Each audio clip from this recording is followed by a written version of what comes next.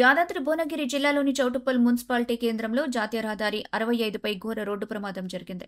హైదరాబాద్ నుంచి విజయవాడ వైపు వెళ్తున్న రసాయనాల ట్యాంకర్ అదుపు తప్పి సర్వీస్ రోడ్డులో బోల్తా పడింది. ఈ ప్రమాదంలో అక్కడ నిలిపి ఉంచిన 2 తుఫాన్ వాహనాలు ధ్వంసమయ్యాయి. ట్యాంకర్ డ్రైవర్ తీవ్రంగా గాయపడి పరిస్థితిని విషమంగా ఉన్నట్టు సమాచారం. ప్రమాదం జరిగి సగం గంట గడిచినా ఇప్పటి వరకు 108 అంబులెన్స్ సంఘటనా స్థలానికి చేరుకోలేదని స్థానికులు ఆగ్రహం వ్యక్తం చేస్తున్నారు. పోలీసులు ఘటనా స్థలానికి చేరుకుని సహాయక చర్యలు చేపడుతున్నారు.